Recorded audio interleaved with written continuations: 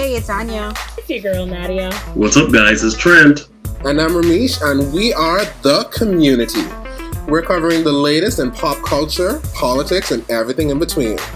Let's get started. Good day, and welcome to another week of The Community. As you can see, Trent is back with us on The Community, and Nadia is now taking a break from this week's podcast. 2020 has just been crazy. From deaths to the coronavirus to quarantine to life. Let's just dive in. Last week, the Prime Minister addressed the nation. He's doing it again this week. And essentially, he backpedaled on his decision to lock the country down for 7 days. So he had done it, and then because the threat of now Hurricane Laura was looming around the Bahamas, he decided to give persons the opportunity to go to food stores, get their essential needs, yada, yada. Last week he came back and he said, you know what, after some revision, some deep thinking, I realized that maybe locking down is no longer the solution to our problems. Maybe it is just saying, hey, do what you gotta do, just don't come by me. So, how do you feel the country is going to evolve and grow now that it looks like we're going to be moving in a more progressive path to opening the country again versus trying to force persons to be locked down and quarantined and these different things? I personally don't know. I just feel like from his press conference the other day, I think he's given up. I'm not really given up, but I think he's given up trying to put into effect any lockdowns or curfews or, things of that sort at this point. I think he's at the point where it's kind of like everyone wants the economy to be up and running. Everyone wants the country to be open. So I think he's at this point where I'm not going to fight y'all. We're going to do it. We're going to take steps and we're going to get there. But y'all now have to do your part that you should have been doing from a long time, which is wear your mask, sanitize, and social distance. So y'all asking for these things to happen. I'm going to do it. So now it's up to you whether you catch the virus or not. Yeah. So if you want to go gallivanting, not wearing your mask, not sanitizing, and just taking this as another, just a regular flu or whatever, then that's on you. So I think at this point now he's tired of trying to protect us and keep us healthy. Now he's just like, okay, y'all want the economy open? Let's open the economy. Now y'all responsible fully for your own selves. So that's how I feel. I hope that, Bahamians do take heed to this. I do hope that we continue to wear a mask, sanitize, social distance ourselves. But we don't know. Some people may continue to follow the rules. Some may not. Our cases, what are they? They're still a little bit too high, I think. We still have a lot of cases per day. The deaths are increasing terribly.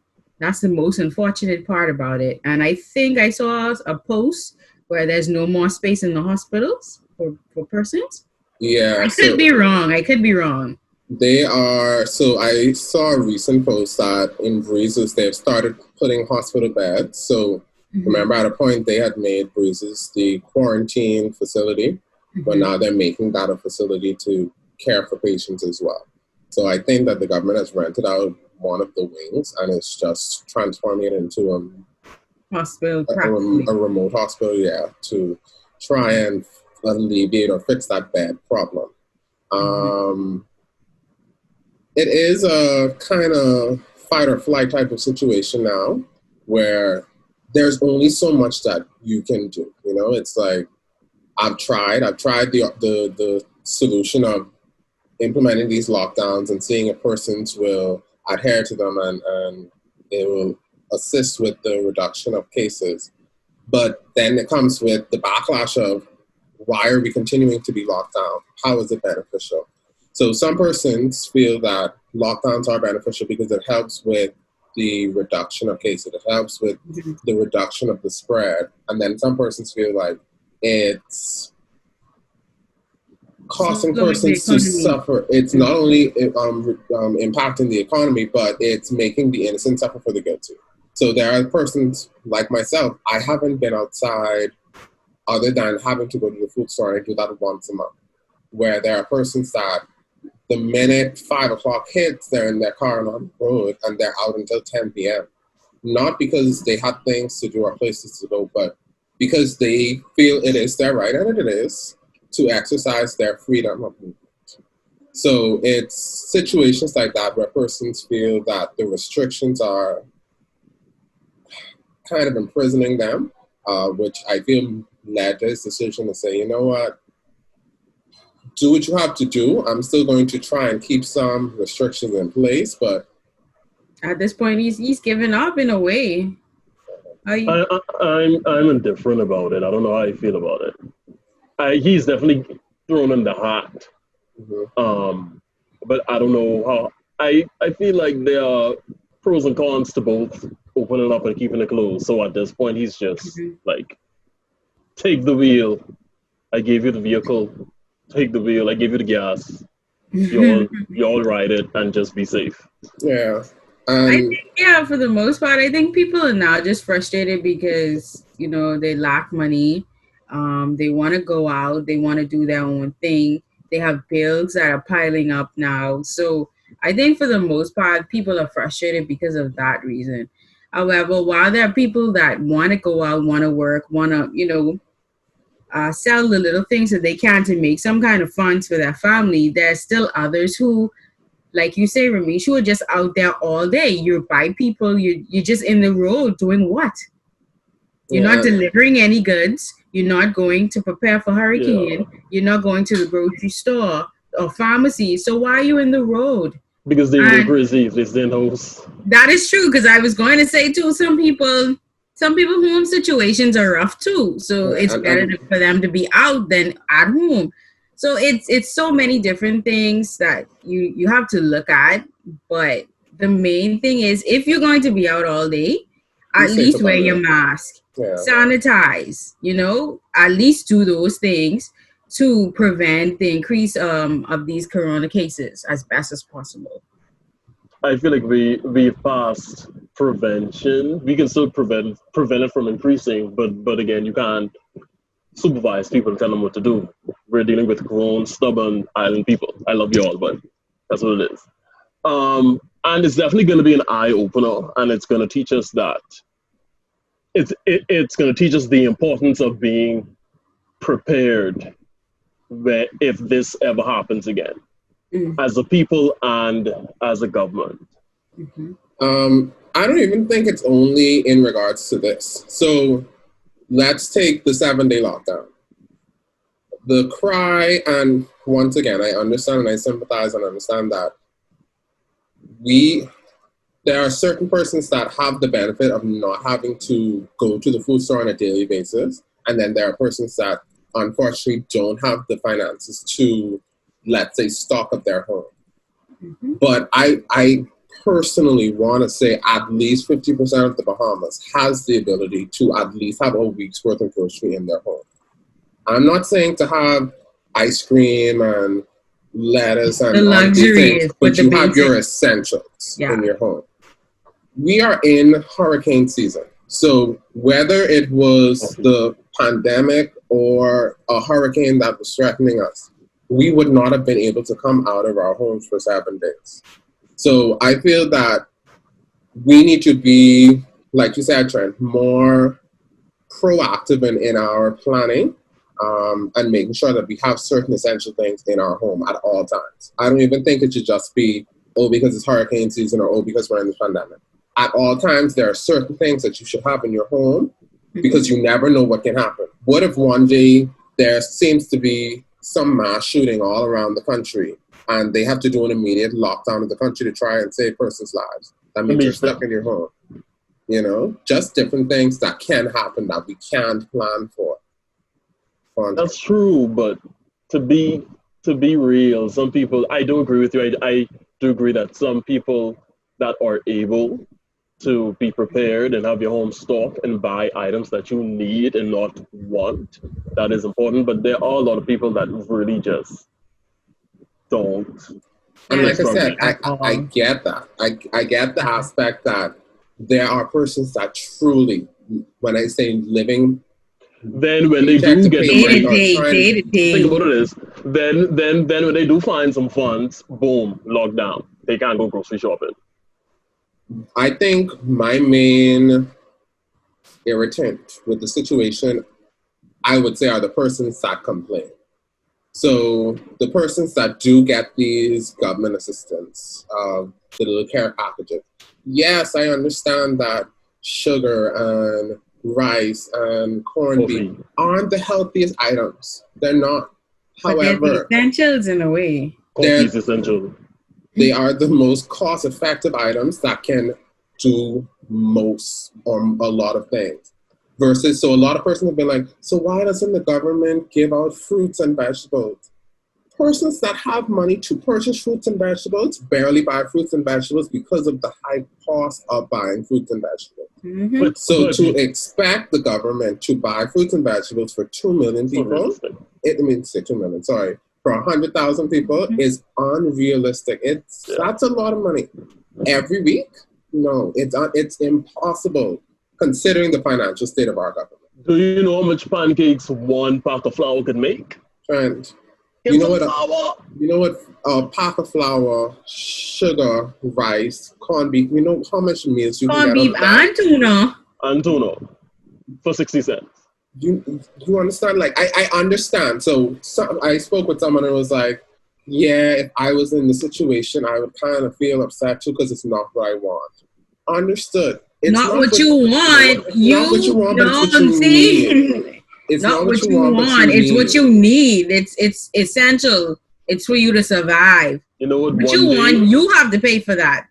You know what? One day I'm going to become a trillionaire and we all will be rich in the Bahamas. I can't wait, Trent. Come with How me do with you? that. How do you, my friend? I can't wait. I speak in the name of Jesus. Amen. I'm going to be the Bahamas' savior, the Martin Luther King, financially. I hear you. Turn this thing around. People ain't gonna forget your face or your name, but anyway, I could be the first one on the line. Yeah, so like I said, I 100% sympathize with persons that can do it. I am more employing persons that can do it or persons that are ungrateful for the things that they're given. I know a lot of persons have been posting online as well that if you need, just inbox me. Just tell me, hey, I don't have it. I have 6 kids in my house. I can't do it. Pride is a big thing in the Bahamas, and that's a big thing that hinders us from accepting things from other people. I understand. Trust me, I understand. I'm somebody who is easily embarrassed. When I am out with my family and they do the slightest thing and they embarrass me, I experience shame. However, if I was ever at a point where my niece and my mother needed to eat, and the only thing that can make sure that they eat was me going out and hustling to get them something to eat, I'm going to tell you, barefoot, no shoes, hair picky, I going out to get them something to eat. So I understand the difference from necessity and a want.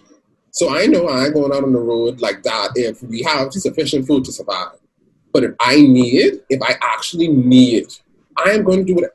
Anya, I ain't gonna lie. I really don't usually do this, but I just need, I don't even want you to give me money because I don't want you to misinterpret what I use with the money. I just want you to bring me a bag of rice, please. But I think some people don't like to ask because they feel as though they'll end up on social media because there's some persons that post when they help somebody. That's ridiculous. That's sad, though. I think that's why a lot of people choose to continue to struggle or don't go out seeking assistance because I don't need you to tell somebody else my situation. It already hard for me to come to you to ask you for help.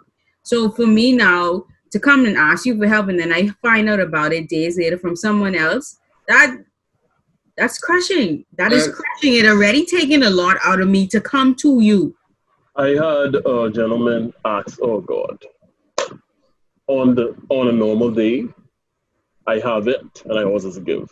I had a gentleman ask me for a couple dollars in Super Value parking lot, and I didn't have it, and I feel so bad. Like I feel horrible because I generally don't have it. Like I don't have it.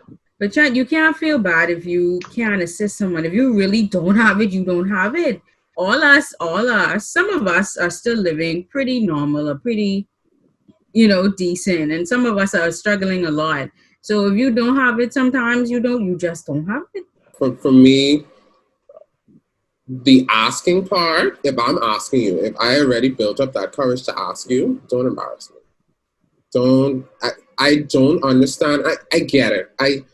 I get it and I don't understand it. I get that persons want to show that they are this giving person, they're charitable in what they do.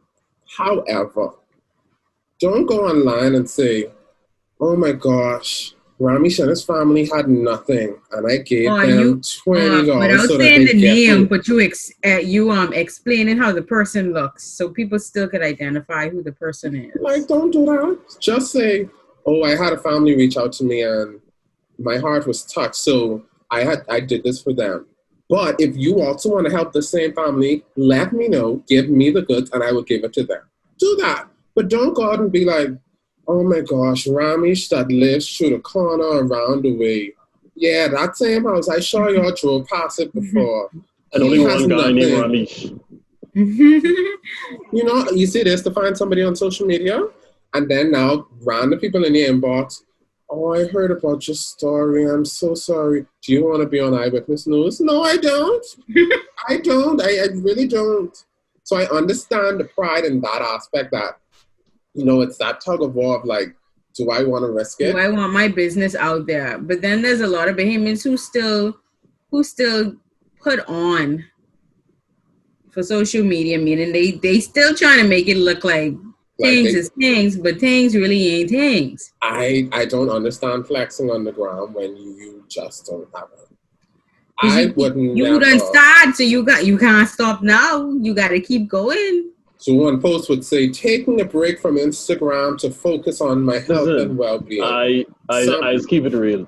I just keep it real. My post on Instagram used to be dress up. Now it's me in my bed, quarantine, shirtless. Here's the quote for the day. How's everybody doing? I keep it real. I'm still gonna post. No, I'm not old, but I'm still gonna post. I don't care. That's what makes us human beings and relatable. Like I don't know why people feel like they have to put on a front. I don't understand the persons that feel the need to. Oh, I ate from this restaurant. Y'all haven't been to this restaurant yet? No, I haven't. You know why? Because I work Monday through Friday, and on the weekends I am tired, so I just didn't go. Not that I don't have a job. I asked somebody for money to go to this restaurant, and now I'm flexing on the ground that I went to this restaurant. No. I'm flexing at this restaurant, and I'm not paying for this food. We ain't even gonna get into that. My card, no swipe. It's disappointing when you live Fire Trail Road, and this is not an insult to anybody.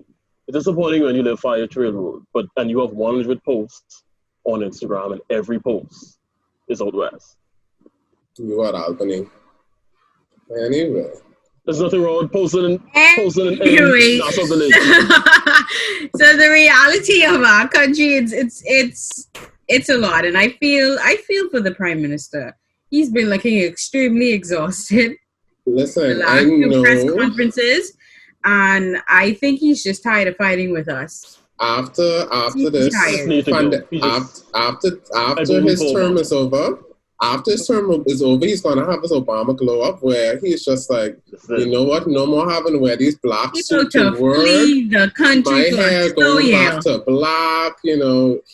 When I say, they had a clip of Rodney Monker with Cuban Ingram and Perry Christie. And the joy and energy both of them had, that's what Minister have. He could be outside just like, ha, ha, ha. Oh, y'all having problems? Good luck with that. I feel like from the start of the quarantine, we've been on this story and we're back on it again. Once again, another life hasn't been lost, but it's been attacked. So over the last, no, we ain't even step out of the story yet. Sorry. We'll be on the right one. That means move on. So there has been a shooting once again of a black man in the United States of America. Why? Because allegedly he was resisting arrest. So 3 police officers, not 1, not 2, but 3, could not detain this man without shooting him. Not once, not twice, not even 3 times, but lucky number 7, you know? It took 7 bullets for them to detain this one man who wasn't fighting back at them, you know? He just was not going to be arrested by them. Same day, during another peaceful protest, there was a young Caucasian male who felt threatened, allegedly, and decided to shoot not 1, not 2, but 3 individuals. He then proceeded to walk to the police and tell them, oh, hey, I just shot a couple people. The police said, oh, don't come no closer. Not shoot him, not try and detain him, just don't come near us. The young man was able to leave the country, leave the state, because that was in the state that he lived in. And then after leaving the state, was able to go to the police and say, oh yeah, that was me, I shot them people. How are we as people, as human beings, not even as black people, how are we as human beings feeling like it is okay for someone that comes to you and tells you, I just murdered 3 people, here is my gun. And you'd be like, hold it. Let's go that way. But a black man in front of his kids, by the way, you felt comfortable because you felt threatened that a man with his kids was going to attack you. With his kids. Because any father that's in his kids' lives is going to attack 3 police officers who he has already attempted to say are there to protect you. Really now, society, is that the story and the narrative that we're painting in the world? Let me know your thoughts. Kyle Rittenhouse broke a few laws. He traveled to a different state with a weapon. And he's 17 years old. And they didn't respond to him with any aggression whatsoever. Because he's upholding that nationalist narrative and attitude that police officers themselves are trained to have. And then you have the black man. First of all, the full story is there was a fight. You heard about that, right? There was a fight, and I believe he was trying to stop the fight, but police came on site and assumed that he was a part of the fight. He was trying to stop the fight, and police came on scene and looked at him and assumed that he was a part of the fight.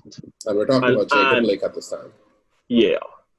And so that's why he that's when needs they to be wanted walking to arrest away. him. Correct. And that's why he was, exactly, he's like, what you arresting me for? Like, I'm only trying to stop what's going on here. Yeah. And I'm not going to be arrested by you. And then, okay, this is my thing. Why are they so reactive to a black man turning his back on them, whether he's walking away, going to his car, or whatever the case may be? And they respond to that with death. If you were so threatened for your life, even if you saw a gun, why shoot 8 times? So for me, I think it goes back to their trained learning. And for me, it's not even what they are trained on the force. I just think it's a trained learning that they have just innately in their lives, where I am superior to you. How dare you turn your back on me? Like, But that still doesn't require you to shoot. There are other fights where you can get him to the ground. I agree. Without shooting him. And they tase them. They have tasers on them as well. He did tase him. Then he shot him. The other thing about the situation is, while in hospital, they have the man handcuffed to his bed. For what? I was shot 7 times. What elaborate escape? He's paralyzed at this point because he. What elaborate escape you think I'm making? He is actually. He is paralyzed. I'm pretty sure they touch his spine. What elaborate escape you think I'm making out of my hospital bed and I try to recover? Really? Really, friend? And I ain't do nothing wrong? You detaining me? Come on. The justice system in the United States of America it needs a big overhaul because it's racist. It's sad though. Do you think though that it's not humane? It's even beyond race for me. It's inhumane to think that certain actions are justified. Do you think that police are now being trained to react that way to black men, or that's just I'm trained a certain way, but because I'm a white man and I'm approached by a black man, I'm going to just quickly decide, you know what? If he comes any closer, if he says another word, I'm just going to shoot him because hey, I'm white and he's black. And my thoughts on it is, it may not be that they're being trained to do it now, Anya. That's what I'm thinking. I'm thinking that it's more so, my profession has been dragged through the mud, through the media. So persons already has me as this villain. So I automatically assume if I see a black person disobeying the law that they're intentionally doing it. So now I'm going to show them I'm actually the big boss on campus. So what about the white boy then? So what about the white boy that shoot 3 people? I'm only saying that this is how I feel like. So what about his crime? It's okay then. It's fun. It's fun. It's okay for a 17-year-old white young man. Right on you. That in addition to what Remy said, that's the reason some police officers are very defensive and they feel the need to, release that aggression. Yeah, absolutely. Their leadership ability. Right. That in addition to, they are trained to believe that when they go in black neighborhoods, there are more crimes and there are more aggressive people in those areas. So they need to respond with force. They are subconsciously trained to believe that.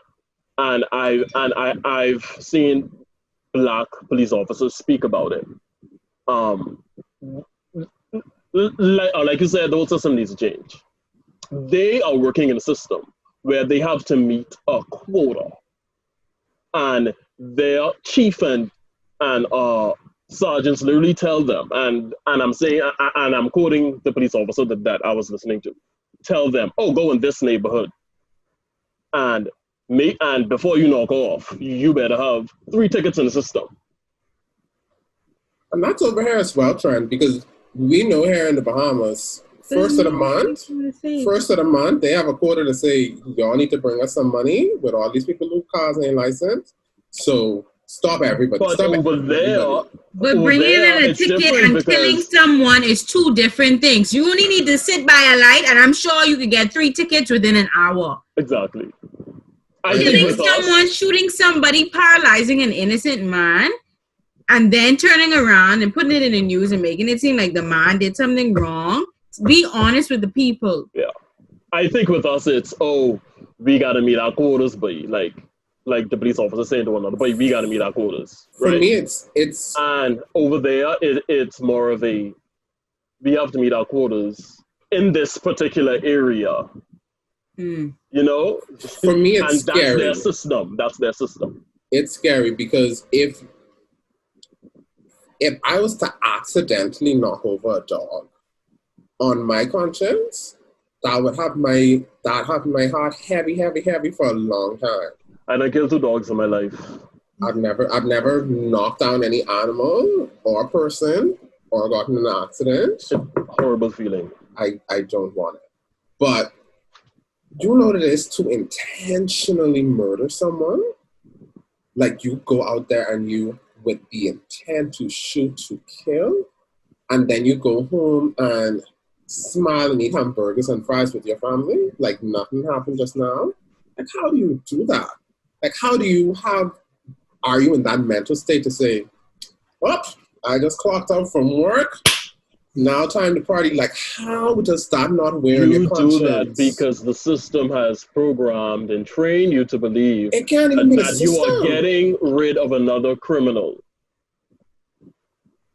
It can't even just be that in the system, because the point of the system is supposed to be to detain and to process persons to make them better for society, not to rid society of necessarily the evils. I think not the black societies in the United States. I'm just keeping it real. The police are trained to protect these suburban areas. But my thing is, with police right now, knowing that the situation is what it is over there, now black people are more alert and aware of the situation, and they're teaching, because you can see it on social media where they discuss how they're telling their kids and young men now, when you're approached by police, this is how you react. You don't react wild, you don't react with no force. So to avoid a situation where you can be shot and killed.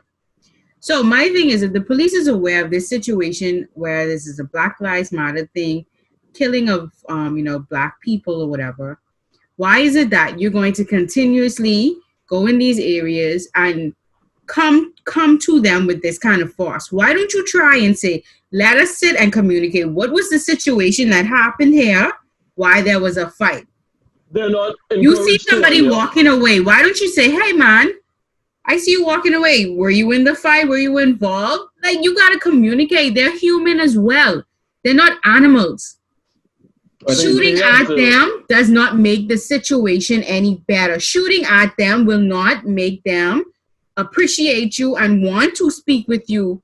Or feel comfortable doing so. Thank you. But like I said, it is... when they go in those areas. That's what I'm trying to relate to y'all. That's what they go. They have to unlearn these things that are programmed into their minds. They have to unlearn them. Like you said, Trent, like you said, it comes down a chain of command. So it's not only, and persons also need to realize this, it's not only the police department where this information is coming from. The chief of police gets his directives from a governor or a mayor. They get their directives from a senator, who gets their directives from the president. So it's all about information filtering down and obeying or abiding by these laws. So I think that's more reason why a lot of Americans, mainly African Americans, are pushing for persons to vote in this election, because Trump is of the mindset that, listen, the same mindset that you were speaking of, Trent, get rid of it or just shoot to kill and not try and help persons out or make the place safe. Make America great again. Yeah, make America white again is what the goal is. And right. It's not beneficial to anyone. It's not. Because at the end of the day, and that's why you see a lot of mayors and governors standing up against it, and they're either praised for it or they're ridiculed for it, despite everything that's happening. And this is how you tend to see the direction that the U.S. is going. So we spoke about how our Prime Minister handled or is handling his governance. Everything that Donald Trump has done over his last 3 years has been a misstep. There is no reason why the President of the United States should be so active on Twitter discussing pop culture. There's no reason that this man should have a say in something that was said on the Golden Globes the night before. So you have more important things to focus on. People. Yeah. There's no way that if you had knowledge that the coronavirus was spreading rapidly in China, that you should say, oh, that's the Kung flu, that's the Chinese virus, and then do nothing to protect your people. If you feel like, oh, this virus is made in China and it has a chance to do, then make restrictions from them. Don't go online and make jokes about it, and then once it comes, oh, those Chinese did it again. Or when persons are boycotting your Make America Great Again and police brutality. Oh, those people are so aggressive. You should just shoot the hell out of them. No, that's not how you lead. Poor leadership trickles down. Mm-hmm. I say all of that to say, despite everything that this man has done, we are still unsure as who's going to win the election come November. And that's so scary. That is very scary. We are still like very scary. I don't know. Is Joe Biden and Kamala enough? You know, how do you guys feel about black woman? This is my question to you two as Bahamians. How do you guys feel about traveling over there? So for me, I say this a lot. As someone that enjoys traveling, I will never allow myself to be fearful for traveling. However, does that mean that I now need to reevaluate the places that I travel? Mm-hmm. Yes. So does that mean that if Donald Trump is reelected, that I possibly need to take a 4-year break from America and start exploring the rest of the world? I was already doing that, but maybe now take a more. I have to make some sort of stand. The thing that a lot of people seem to forget was that Donald Trump was impeached. Okay? He was voted unstable to serve this country. But yet he's still there. Because as the leader of the reigning party in a government, so the Republicans had the majority of the seats. Yeah. Well, you could be like, so you vote me out? Like, that's what you could do? In terms of traveling, for me, I would travel maybe like after a year and make certain restrictions and boundaries. For instance, Bahamians love to travel to Miami or travel to Jacksonville and drive, Atlanta, drive here. No. I fly in wherever I need to go. Because the minute you hit those rural areas, those rural country areas, let's just say you get a flat or something, and you're in the middle of a country area, and the KKK come out of nowhere. But that's ruining your experience with travel, though. You can't travel with that's part of what I am saying, Trent. I can't live in fear with traveling. But what the best thing you can do is try to research where you're going prior to one, and to the best of your abilities, try to avoid putting yourself in any funny situation. Right. Now, you may not be able to avoid all situations because things happen. But try your best to, ensure that you keep yourself in decent situations and situations where you find that you're not going to get yourself in any kind of problems. My good friend took a jog when we were in LA, and I allowed him to do that by himself, and I went back in the hotel room because I'm not jogging anywhere. My black self running. What is he running from? In LA. We were in Pasadena, which is more residential, so it wasn't as that's worse. City. That's worse.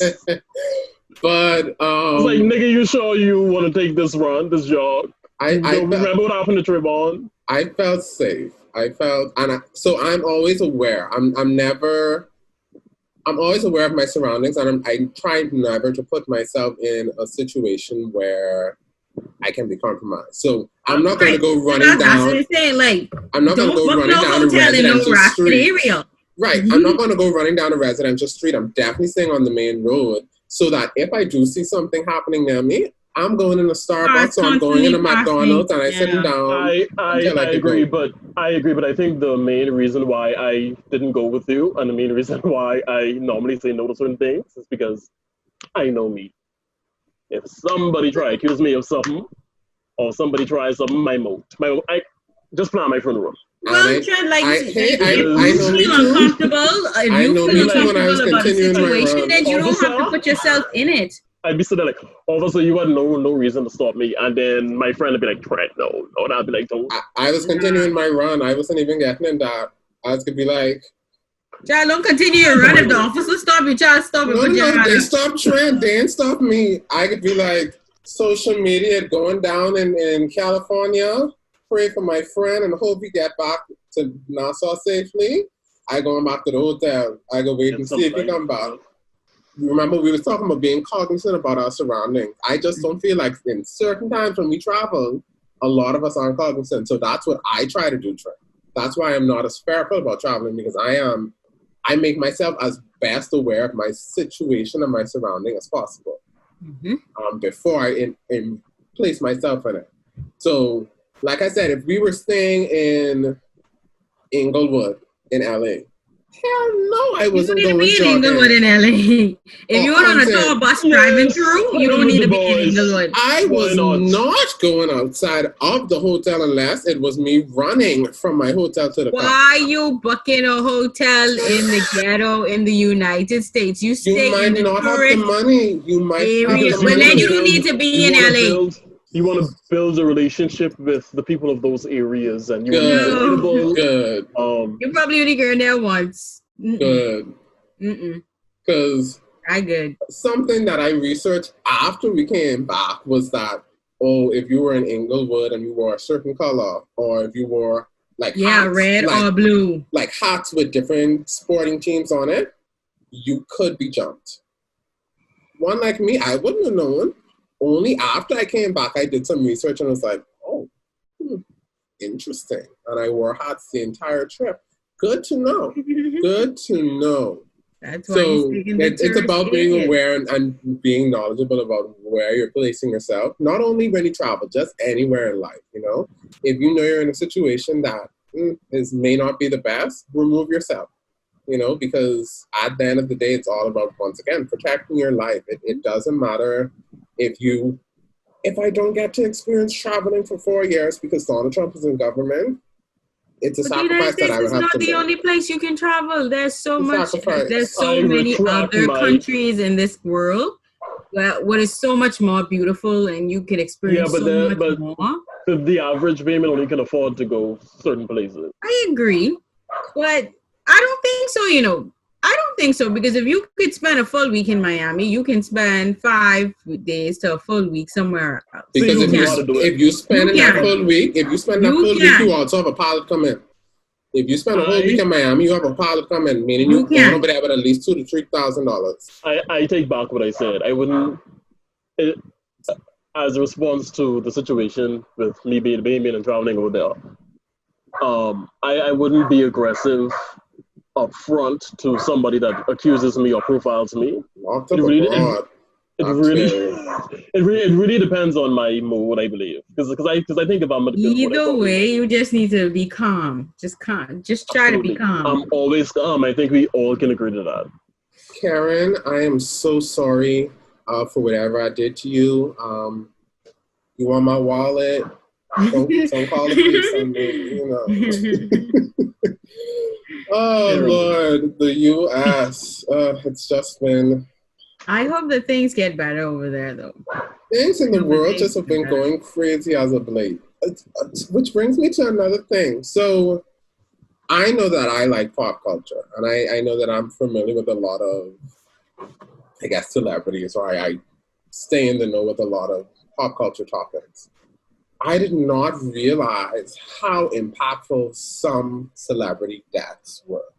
So in February, we had the passing of Kobe. Yes, I knew the legacy and the greatness that Kobe Bryant was. However, I didn't realize the impact that he had on such a wide amount of persons. Then later on in the year, we had the passing of Naya Rivera. I only was passionate about it because I was a fan of Glee. However, I knew Glee was a phenomenon, but I also didn't realize how many persons were impacted by her passing, or just impacted by her being missing. And then just this weekend, we lost Chadwick Boseman. Once again, yes, I knew persons, you know, Black Panther support, but to see the support and the rallying around of his passing, it opened my eyes to realize that a lot of persons have the mindset that, these are just celebrities, why are y'all worshiping them? But then there are persons that appreciate. That's like what I think I should have said. I didn't realize that so many persons actually appreciate the work that these persons do and the persons themselves. Chadwick, for me, was on a whole He was other an level advocate. with it. He was an advocate.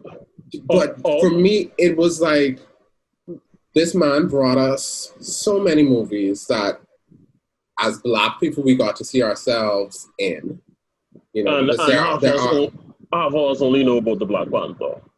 Right, but a lot of, let's even just take Black Panther even by itself. Even if you remove every other piece of work that he's done, the fact that we got our first Black superhero on a big level, you know, and then on top of that, it was a blockbuster hit. So not only did we appreciate that we were represented, but we showed that appreciation by going out and supporting these films.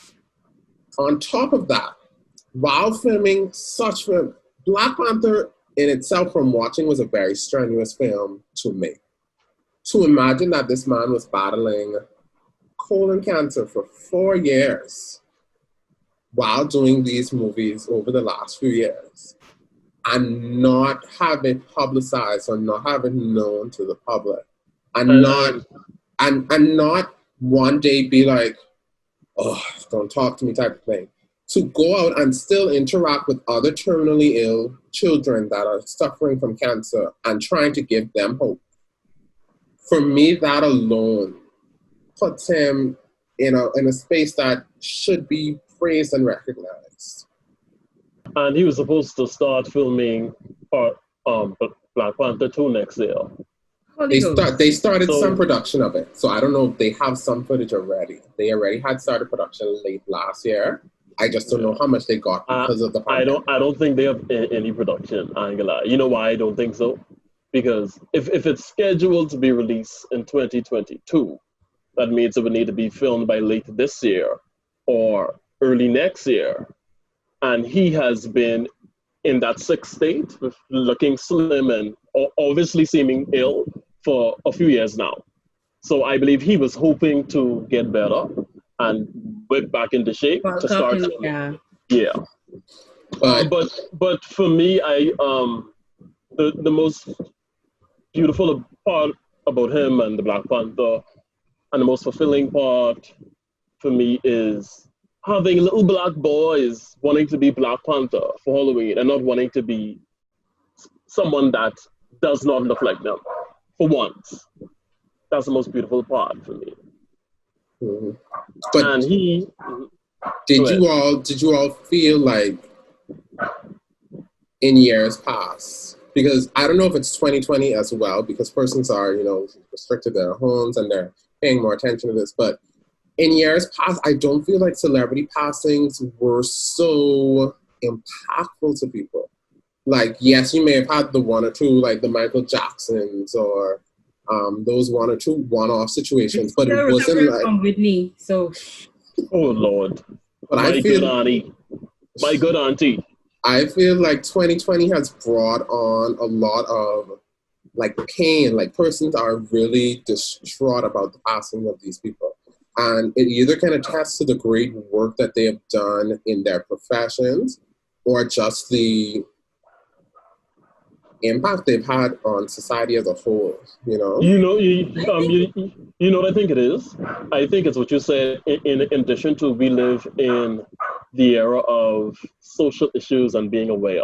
Mm-hmm. So that makes people more appreciative of the lady from Glee. People are doing how many people like and Chadwick passing and Kobe passing, because people are more aware of social issues now. And and the lady from Glee, I'm so sorry I don't remember her name. Naya. With the whole feminist movement and being aware of female issues, mentally, and things of that nature. And then Chadwick, his legacy being the Black Panther, and Black Americans especially being more aware of their history and being educated on systematic racism. All of these things combined. So when something happens, it's like, oh. Right, but so it's find out so much about this one person from social media. Mm-hmm. So even if you may have just known Kobe for basketball, then he passes away, and then everything comes out like he has a movie and he won a Golden Globe, and he's been doing so much for basketball for the WNBA and young girls. So it's kind of like you just start to realize, wow, he has really done so more much, than so much more than you actually knew or right. thought. So you gain more of a respect for them, and you realize like, wow, this person, he really wasn't just for just A basketball player, but he was way more than that. So yeah. Let's touch on it a little bit. Do you guys think they're going to reboot the Black Panther, or just completely just leave it alone and be like, we'll try again in a couple of years? And knowing Marvel and the juggernaut that it is, I feel like they have to completely. That is in DC Comics? Oh, no, it's not. Sorry, my bad. That's Batman. Sorry. DC Batman. come up with a masterpiece like Black Panther? The devil. Don't get started. I mean, facts are facts. But knowing them, so that's part of the reason why I feel like they have some things filmed with him in it.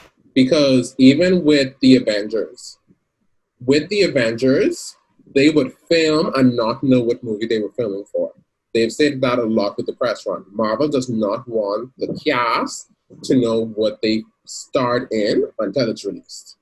So, like, there's this clip of Gwyneth Paltrow saying that, I never starred in Spider-Man, when she was very much in Spider-Man Homecoming.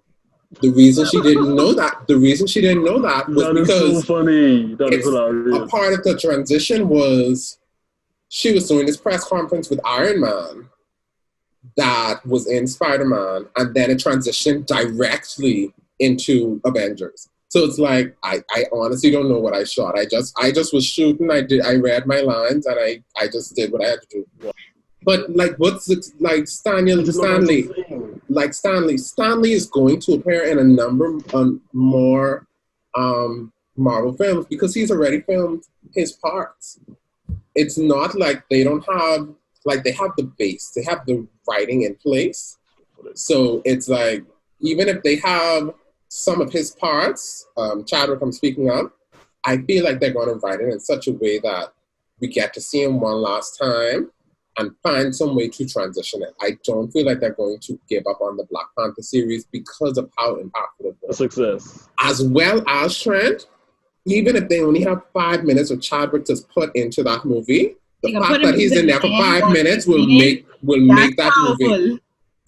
Because people would then want to go say, I want to see the last movie he was in. You know? So I feel like Marvel has some footage. They are just now trying to figure out how are they going to work that footage into it.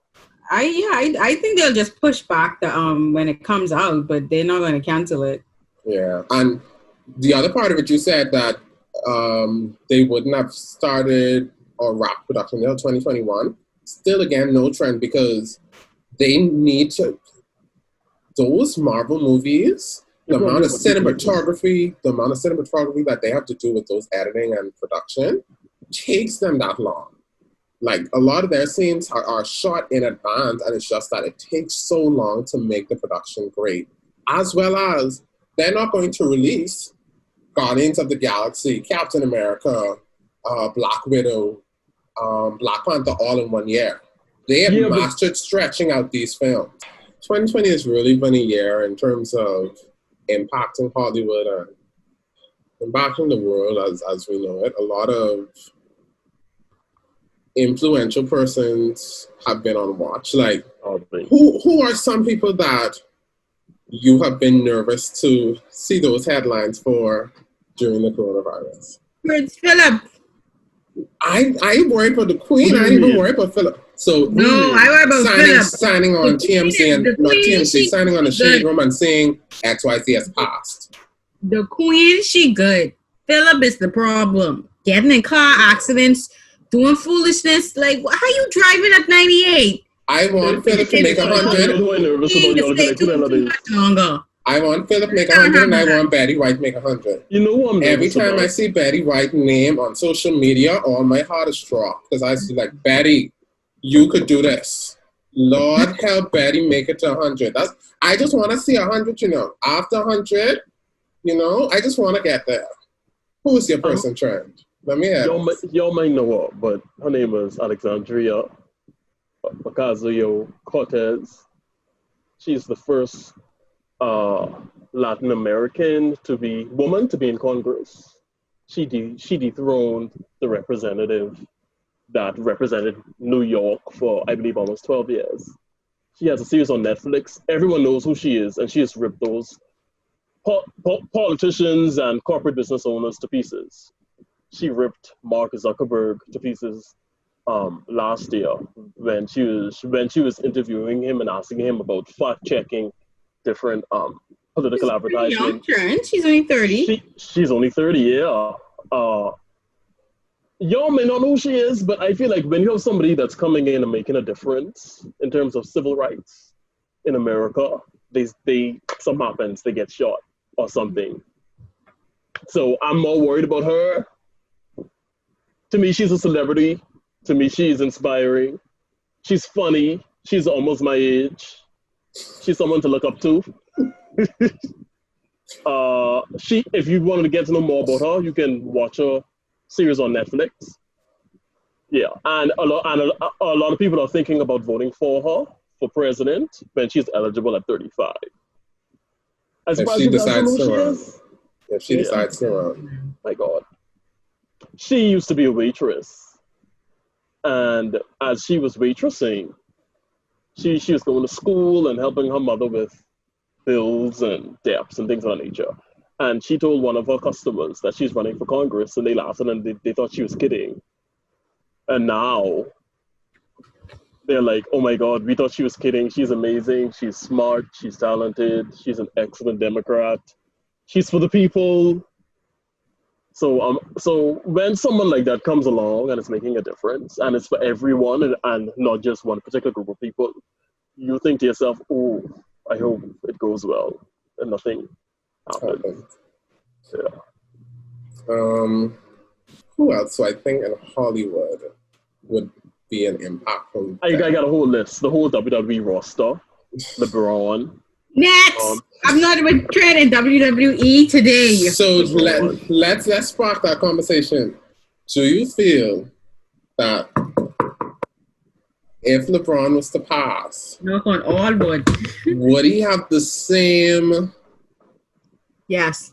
As Kobe, do you feel like he'd have that same backing as Kobe, like yes. the impact that he's had so far?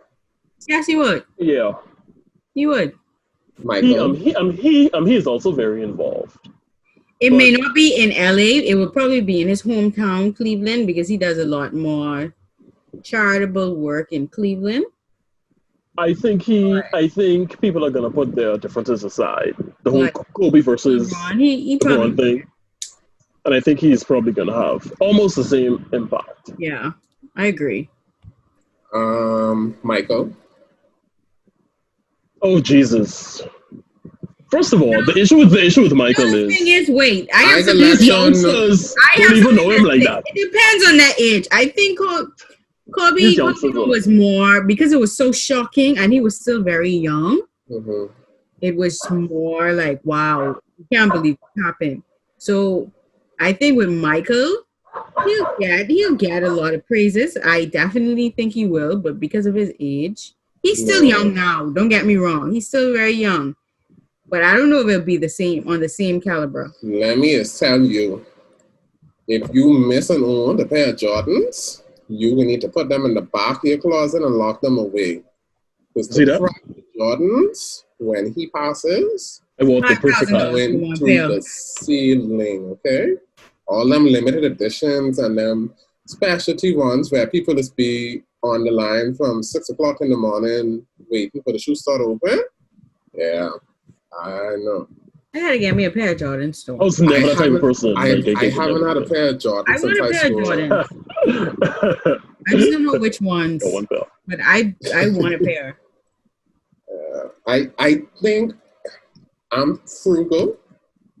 So like when I go to the shoe store, I'm looking for a nice looking pair of tennis. I'm gonna spend $180 on a pair of tennis. So Ross is your friend. Marshall is your friend. Okay. No, it's not even that. Like I'd buy my shoes from a Foot Locker or whatever. It's just that they never was my size. So. I think in my case, I'm not a sneakerhead, so for me, $200 on a pair of sneakers, I have the second guess that because I'm just like I ain't wear them enough. I ain't gonna wear them enough. Thank you. I'm not gonna get my $200 out of it. For me, because my feet are huge, I expect to spend money. But what's disappointing is when I go into these stores like Foot Locker, they don't have my size, and then you can even ask my good friend here because I did it in front of him. I gotta go in and like crash me to the back. I asked one of the and they have like one or two. One of the coworkers. I asked one of the coworkers. I said, purple shoes. Tell me if this makes sense to you. Listen, tell me if this makes sense. These stores market themselves using different basketball players and stuff.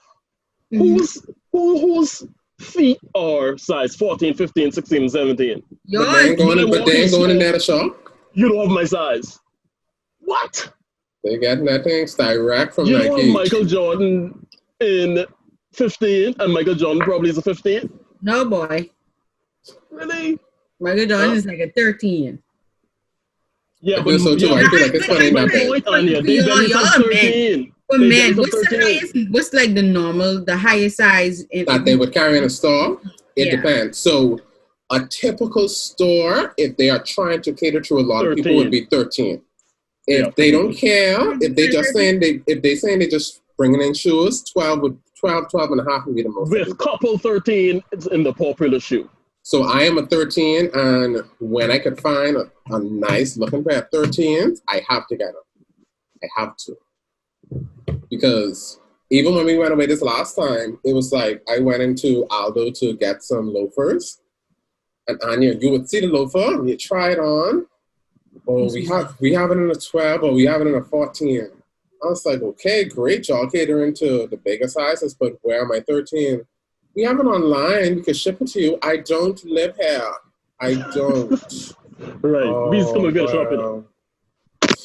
You could try another store. It sounds like you guys would have to order prior to traveling so it can be at your hotel. Yeah, shoes are, and they're still difficult though, Anya, because in some shoes I could slip into a 12 and a half. Yeah. But you know what's funny about my feet?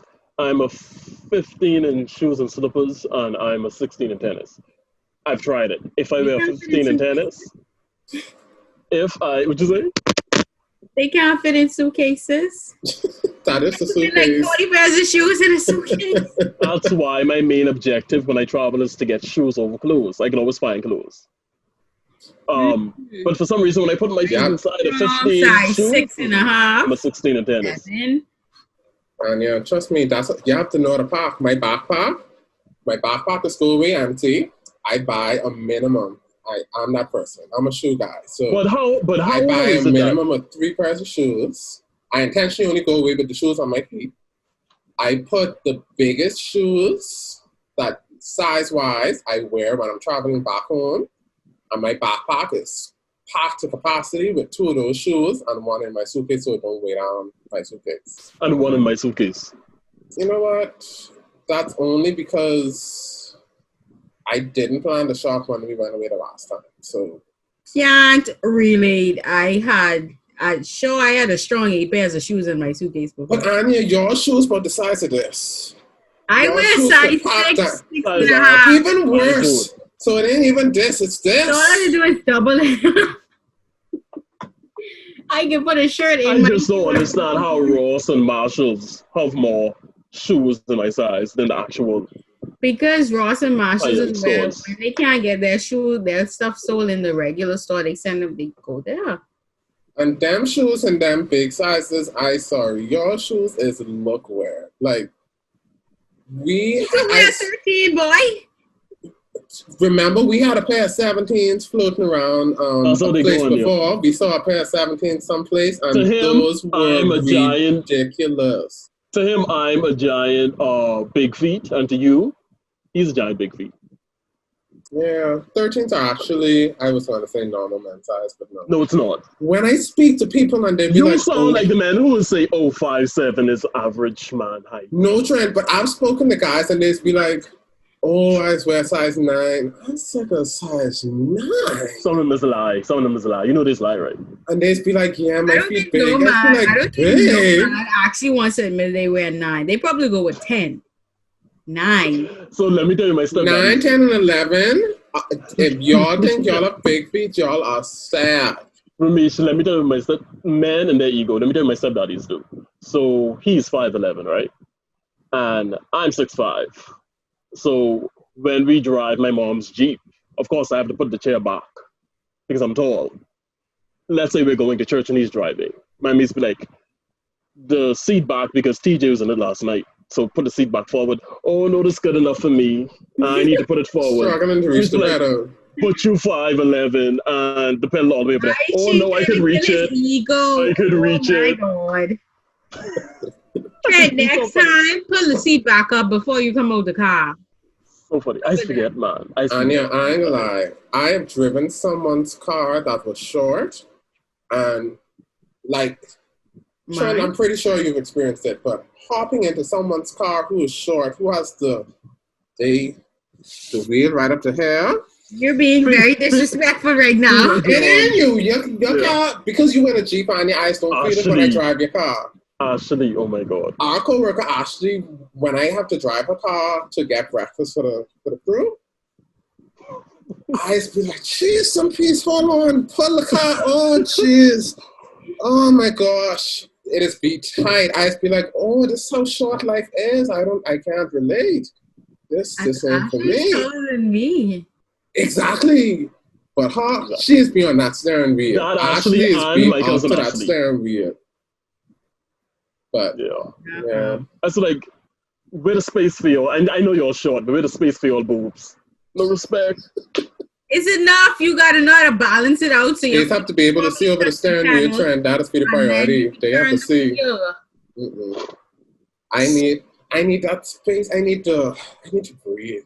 You know. Me too. You just need to touch the pedal on the wheel. I need the arm room. Because you won't be trying to lean back. You have to lean. Honestly, if you're leaning when you're driving, you can't drive. You need to go back to driving school so they can have you like this. Last thing before we wrap this podcast up. Did everyone pass their driving test on the first time? Yes.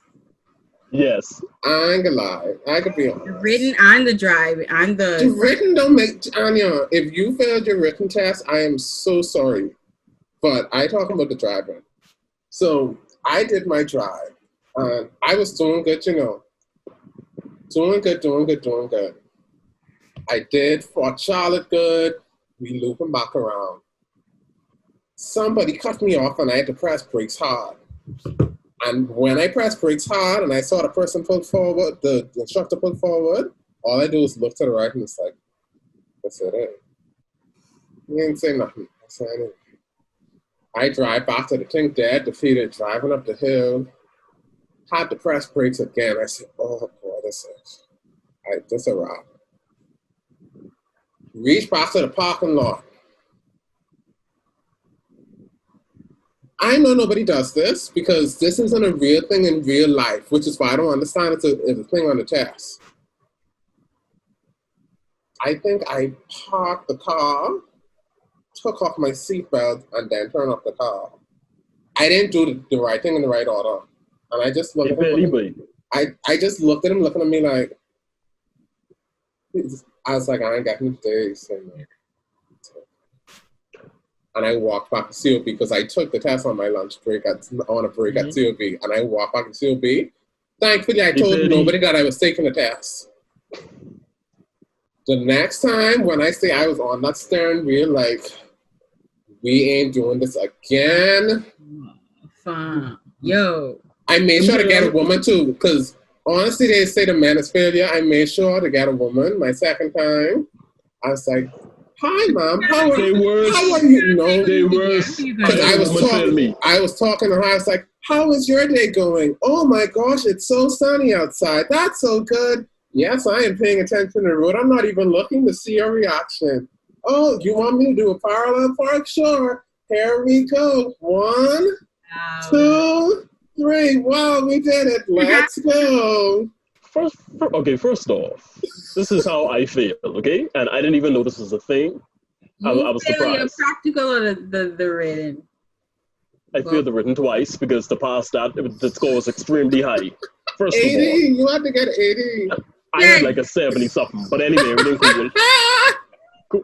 That's a lie, Ramesh. It's not 80. It's 85. It's only 80. When I did it was 85. Well, I got 100 on the test, so it really when didn't matter. When did you do yours? 2013, and I told them it was ridiculous because 80 should be good enough. But anyway, let's get to the driving. I did mine before the 6-legged roundabout. I can tell you let's that. Let's get to the driving part. Let me tell you all how I failed. I had no idea, and you guys can attack me for it. That you want to put on a turning signal on the turning lane.